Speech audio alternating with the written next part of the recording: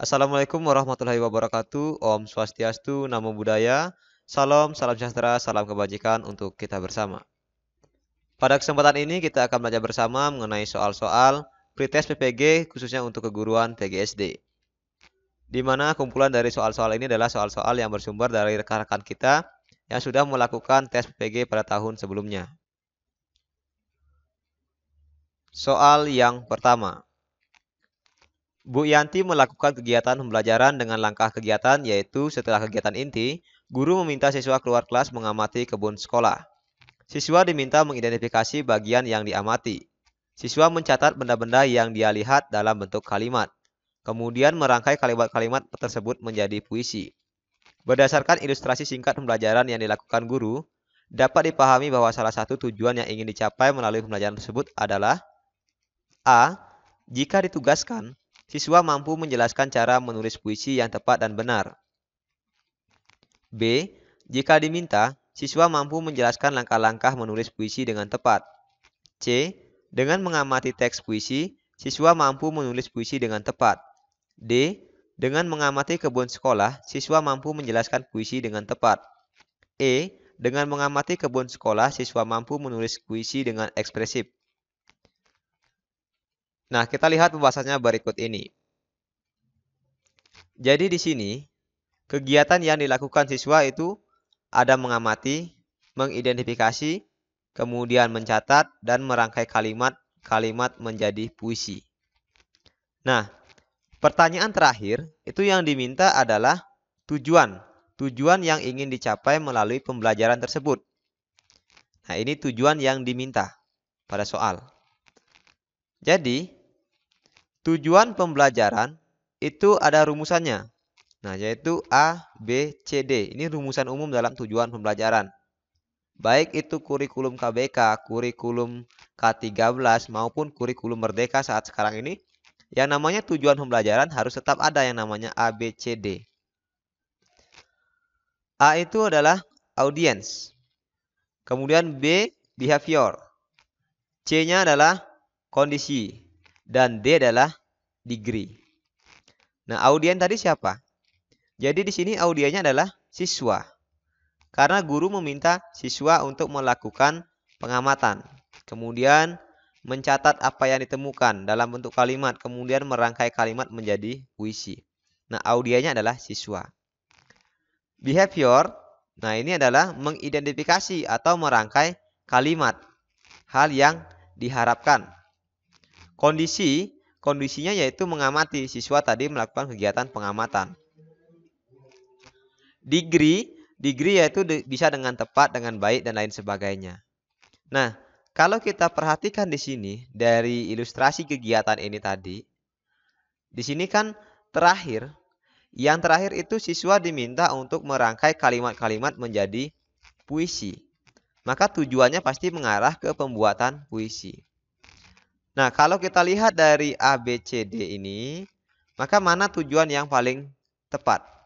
Kita lihat yang A. Jika ditugaskan, siswa mampu menjelaskan menulis puisi yang tepat dan benar. Jadi, rumusan tujuan pembelajaran yang bagus itu tidak boleh isi jika ditugaskan. Nah, ini kurang pas. Biasanya kan melalui kegiatan diskusi, dengan mendengarkan penjelasan guru, melalui kegiatan eksperimen dan lain sebagainya, kan itu biasanya tujuan pembelajaran. Nah, maka yang A ini kurang tepat. Yang B, jika diminta, sama. Yang B berarti kurang tepat. Yang C, dengan mengamati teks puisi, siswa mampu menulis puisi dengan tepat. Nah, padahal tadi di langkah pembelajaran ini kan siswa tidak mengamati teks puisi. Tapi siswa diminta mengamati lingkungan sekitar, mencatat sesuatu yang ditemukan di lingkungan sekitar dalam bentuk kalimat, kemudian merangkai kalimat menjadi puisi. Nah, bukan mengamati teks puisi, berarti yang C juga kurang pas. Yang D, dengan mengamati kebun sekolah. Nah, ini ada hubungannya ya. Siswa mampu menjelaskan puisi dengan tepat. Siswa mampu menjelaskan puisi dengan tepat. Ini kita keep dulu. Yang E, dengan mengamati kebun sekolah. Nah, ini sama-sama betul ini. Siswa mampu menulis puisi dengan ekspresif. Nah, jadi mana yang paling pas? Apa yang D atau yang E? Kalau yang D, dengan mengamati kebun sekolah, siswa mampu menjelaskan puisi. Nah, padahal dari uraian ini tadi, guru bukan menyuruh siswa menjelaskan, tapi guru meminta siswa untuk merangkai kalimat menjadi puisi. Berarti kan membuat. Nah, membuat puisi. Maka yang lebih tepat adalah yang D. Siswa mampu menulis puisi atau membuat puisi dengan ekspresif. Nah, degree-nya ini. Degree-nya dengan ekspresif. Berarti yang D ini masih salah. Sehingga jawabannya adalah yang E. Dengan mengamati kebun sekolah, siswa mampu menulis puisi dengan ekspresif. Soal yang kedua. Pak Budi sedang mengajar pembelajaran IPA dengan indikator pencapaian kompetensi, mengidentifikasi pemanfaatan sumber daya alam hayati bagi kesejahteraan masyarakat di sekitar lingkungan tempat tinggal.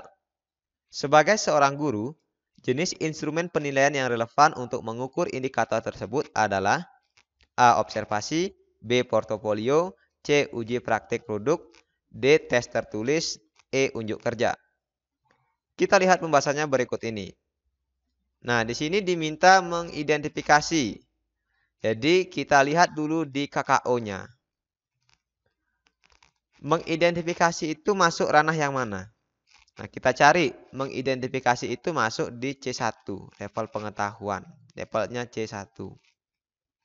Sekarang diminta instrumen penilaian yang relevan untuk mengukur indikator tersebut.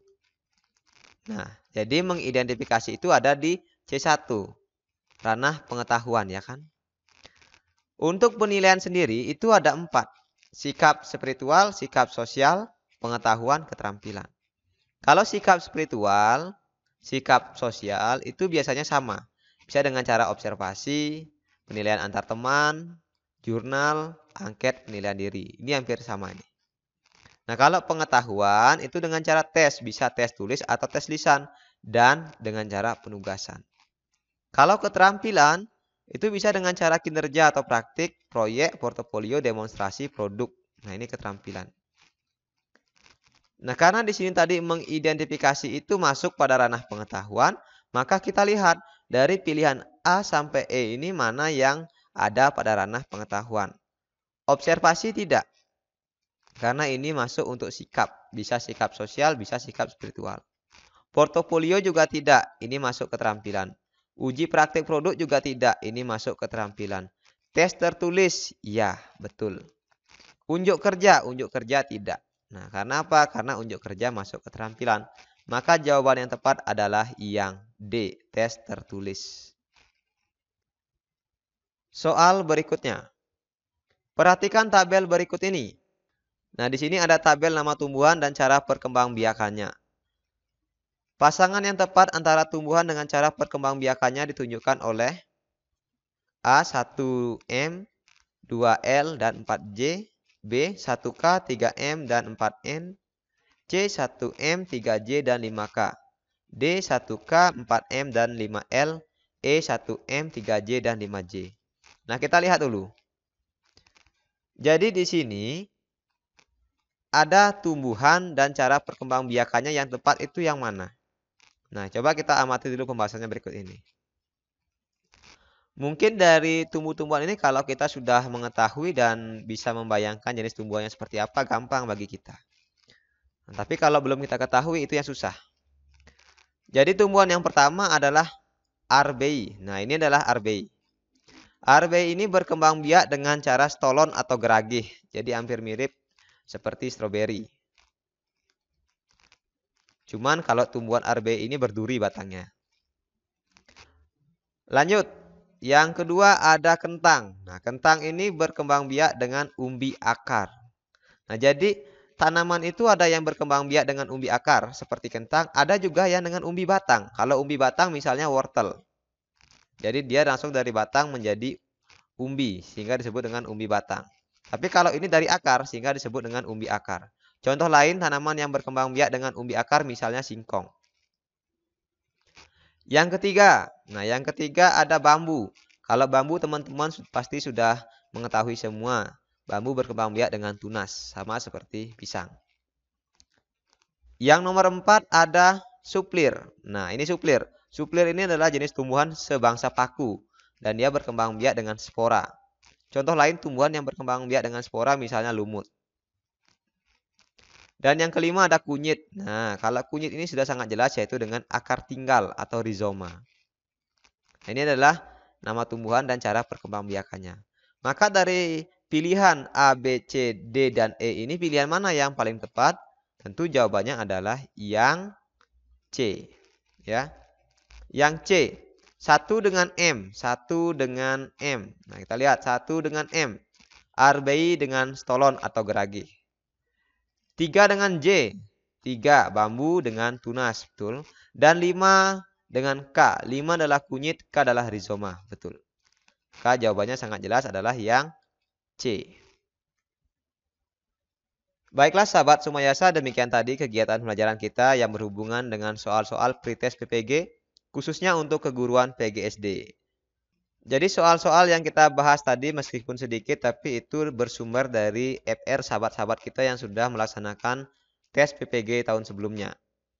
Semoga soal-soal itu bisa menjadikan gambaran kepada kita mengenai soal-soal yang kemungkinan keluar dalam pretest PPG. Dan saya doakan untuk teman-teman yang sedang berjuang dalam seleksi PPG ini, semoga diberikan kemudahan dan kelancaran, serta bisa lulus nanti dalam pretest PPG dan lulus dalam PPG. Akhir kata saya ucapkan terima kasih dan mohon maaf atas kekurangannya. Sampai jumpa lagi dalam video pembelajaran berikutnya.